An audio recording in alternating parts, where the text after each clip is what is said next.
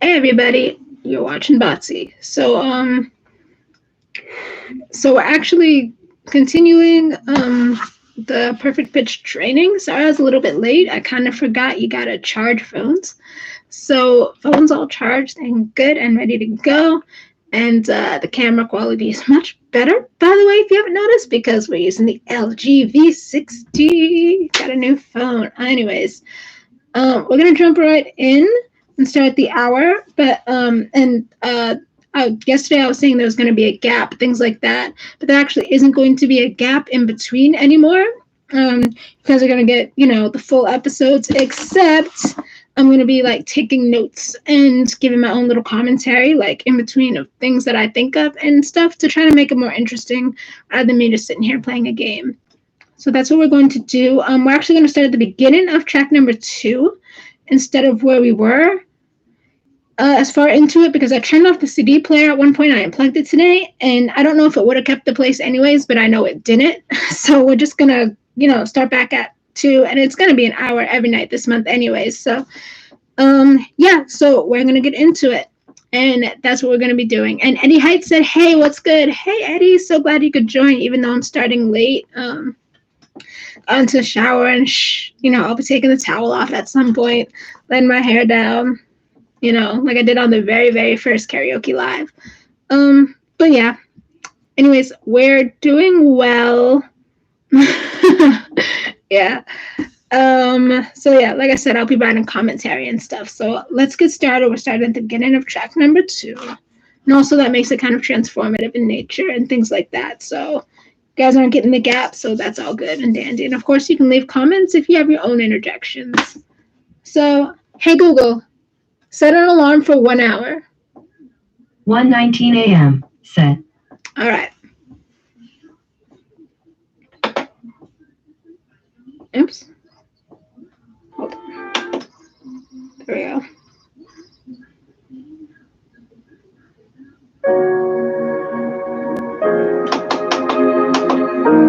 Also, if it's too loud or not loud enough, let me know.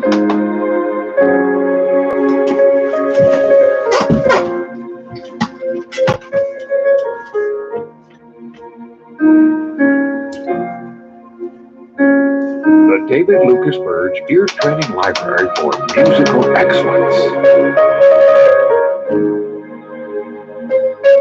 You guys can hear me, right? The Perfect Pitch Ear Training Super Course.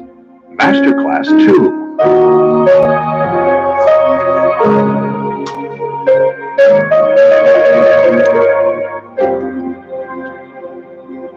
Yeah, I should be able to.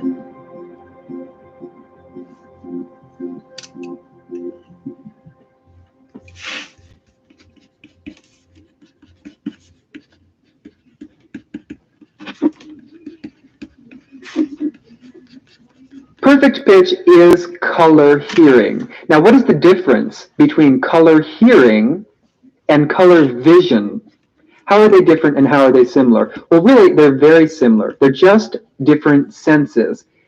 In the visual field, let's say I'm looking at the color red and I'm looking at the color blue. What is the difference between those two colors? Well, the red light wave vibrates slowly in comparison to the blue light wave. The blue light wave just vibrates much more quickly. And for some reason, the eye sees that quick one as blue and sees the slower one as red. I've always found that interesting. Ever since I learned about that really, the colors that we see, it was just different light waves and stuff that are just that it's not actually color. It's just what we see reflected back to us as color. So it's really interesting to even hear that described more in depth, that because one vibrates faster, that's how we perceive it. I don't know. I just think that's interesting. Actually, they don't move very slowly. It's 450 trillion vibrations a second at the red end, all the way up to those faster moving light waves, the blue ones and the violet ones, especially the violet ones. They go up to about 780 trillion vibrations a second. Now, it's the same with the musical spectrum. On this piano, it's nothing more than a musical sound spectrum. The eye sees light waves, the ear hears sound waves. If my eye sees that light wave frequency, it looks red. If it sees that one, it looks green. Now, it's the same way with hearing. If my ear hears this sound wave frequency, it should sound like F sharp, and we should be able to recognize it as F sharp. If it hears this sound wave frequency, then it should sound like a C sharp. It should have the color sound of a C sharp, and this is what color hearing is all about. Now we come to something interesting here.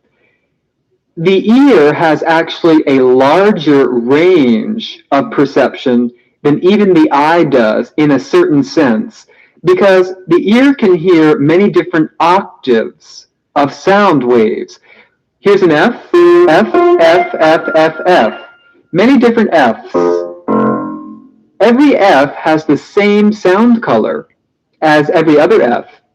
It's just that they have different tints, we can say. The lighter Fs are up here, and the darker Fs are down there. But see, in the visual field, we can only see one octave, so to speak, of light wave frequencies. They don't really repeat, but you can almost see how in the visual field, when you get to violet, if you could see a little higher than that, you can see how that violet is just about ready to turn red again, because the violet kind of gets very dark and very red, and it just looks like it's going to turn red, but then you can't see any higher than that. If you could see up another octave, you would probably see it just was this very same thing repeating itself, just as we have on this piano keyboard. All these tones repeat themselves up here, and then repeat themselves again.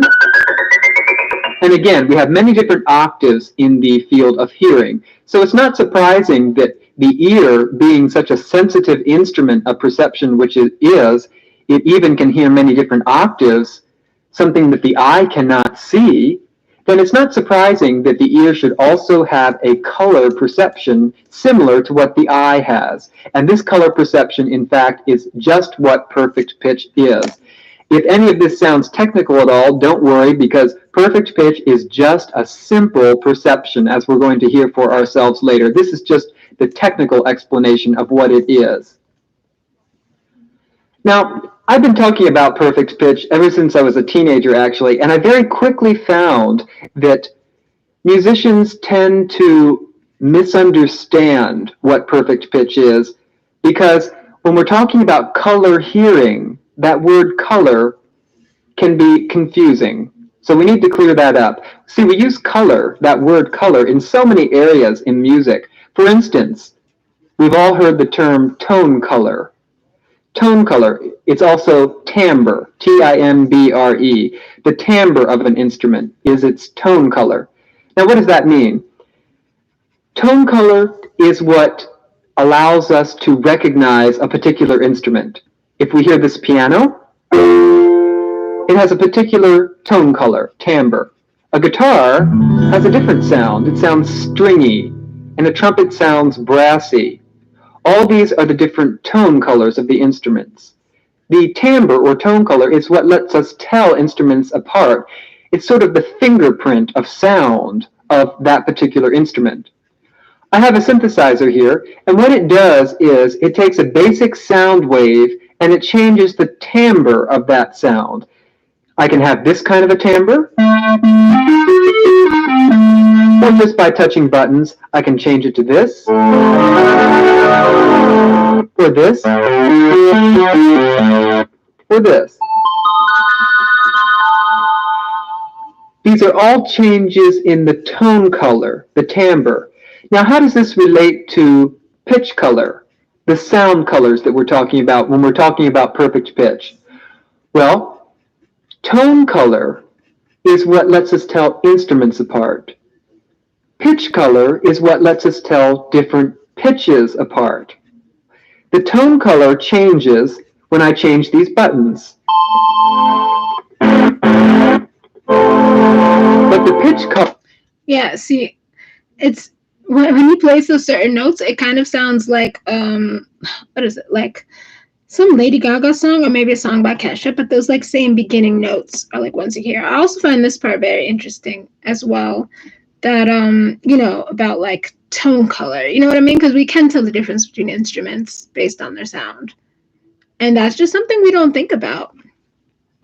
Colors remain the same. I'm playing A and C. So the pitch colors were the same. If you had perfect pitch, you could tell that an A and a C are playing. But the timbres change.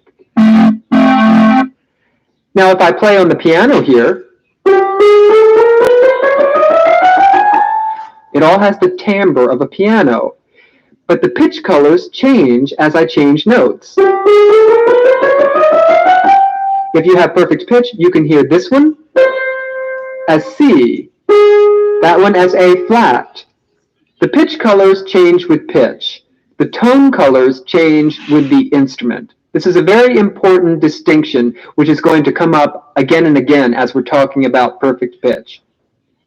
Now, oftentimes when people hear that perfect pitch is color hearing, they think that it has something to do with associating green with G, or red with F sharp, or yellow with A, or something like that. So we have to emphasize right now that perfect pitch does not mean that we take a visual color and relate it to a note. These pitch colors are sound colors that we hear. When you hear the G, yeah, it was because when he was first talking about, like sound colors and things like that, like that's what I thought it was, association. Not necessarily. Well, I mean, I kind of, only because I've heard of synesthesia before, which is a real thing. Some people can actually like see colors. See colors. I mean, like see sounds. Like they see sounds as colors. So like that's always fascinating me. Like, man, why can't I have synesthesia? Like that's a real thing. So, but at the same time, for some reason, I also thought that it was like color association, like he's talking about. So I found both things. And thanks to whoever gave this a like. All right, back to this. I might like count down before I interrupt, just so that you all know it's coming. So I'm just gonna be here taking notes, or like if I don't have anything particular that I want to take notes on, I might just be doodling or something like that. Like I'm still waiting for his exact definitions of color hearing and color vision, just that they're different, but I don't think that they're exact definitions that I'm going to get. So just things like that, or like tone color, things like that I might write down. So yeah. Because, all right. it has a certain sound to it, a certain color, which tells you it's a G. The E flat has a different sound. These are sound colors. I remember the media was coming in to film a workshop for a news show, and the very first thing he asked me was, where is your color chart? Because there was nothing in the front of the hall that had a chart saying that A was yellow and B flat was blue and all this, and he was very puzzled because he thought if perfect pitch is color hearing, where is his color chart? And I said, there is no color chart, it's all sound color. So we will hear for ourselves what this sound color is, but this is one thing I had to emphasize right away, that it has nothing to do with an association of visual color. Also, if you are a vocalist, sometimes vocalists think that perfect pitch has something to do with feeling how high or low a pitch is in their voice. Many of you vocalists, if you sing a C, you can sort of feel it in your vocal cords, how high it is or low it is in your range, and then you kind of know it's a C. Or a G has a different feel. If you know the limit of your range, then you can sometimes estimate where a pitch is. Now this is vocal tension pitch. Vocal tension pitch is not at all like perfect pitch. Perfect pitch is in the ear. It's the color hearing. Vocal tension pitch just means feeling a pitch in your vocal cords in order to estimate a pitch. And that's not going to ever be as reliable as true color hearing. I had a lady at the seminar tell me once that she always knew an F whenever she sang it because it was at the extreme upper limit of her vocal range, but then she hit that F so many times that then she started to be able to hit an F sharp. And then she started thinking that all the F sharps were Fs. So you see that vocal tension pitch has nothing to do with an actual perception. So it's not really perfect pitch, although some people can get quite accurate with that. We call it a quasi-perfect pitch. Another thing that people confuse with perfect pitch is relative pitch. Relative pitch is the nearest brother or sister to perfect pitch, and sometimes people think that they are connected somehow, that if you have a very, very, very good relative pitch, it can almost be perfect pitch or something like that. I've heard people say, no, I don't have perfect pitch, but I have a very good relative pitch. Well, the thing is, relative pitch and perfect pitch are completely separate abilities. They're both necessary. Relative pitch is relationship hearing, how the notes stack up to form musical structure.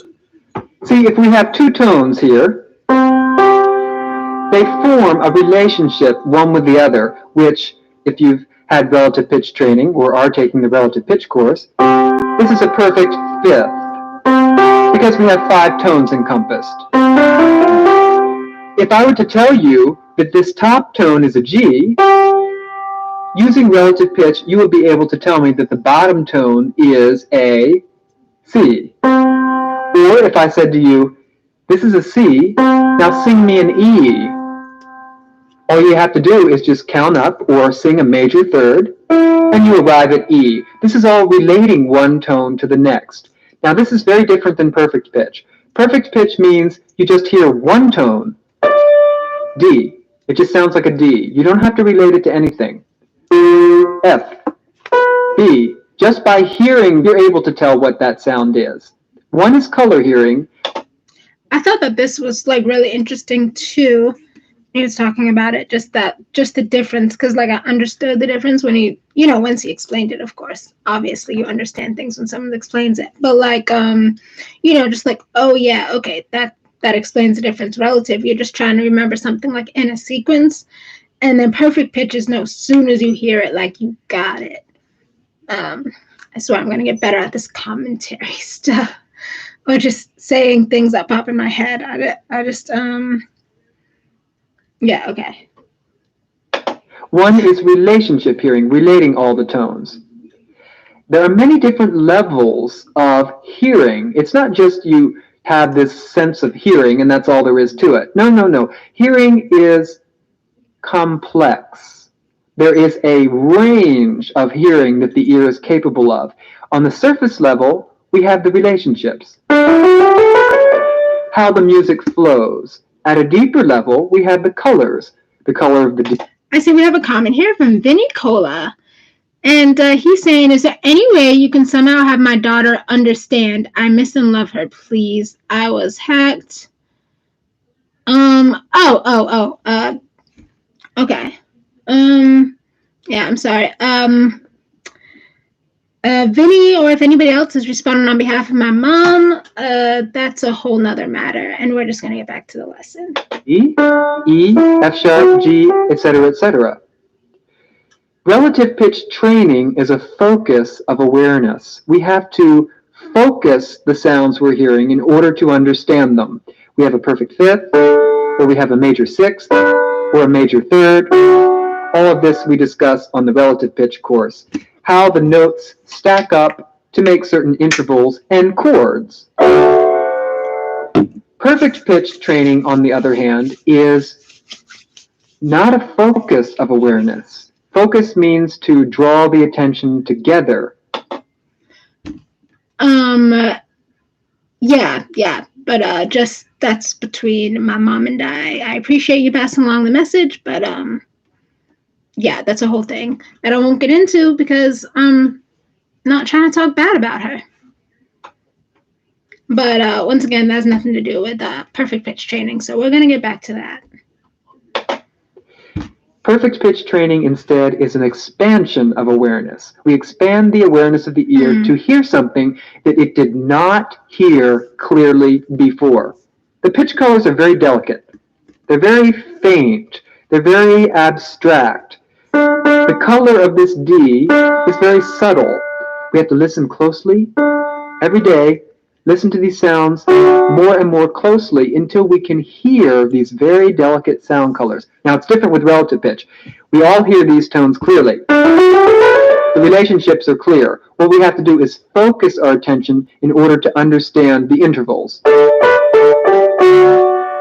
So that's a different kind of training than perfect pitch. No amount of relative pitch training will produce perfect pitch. And perfect pitch training will not necessarily produce relative pitch, although both of these trainings help each other definitely. I'm sure he's gonna, I'm sorry, I forgot to do my 3, 2, 1 thing. I'm sure he's gonna go into it more, but it's just kind of interesting that he says perfect pitch won't produce relative pitch. But I mean, I guess it makes sense because perfect pitch, you're just able to pull out the individual like sound, but relative pitch is actual the sequence. Like if you hear one thing, you know the ending one. So I guess they're not entirely the same thing. I'm sure he goes into that more, but that was just a thought I had. 3, 2, 1.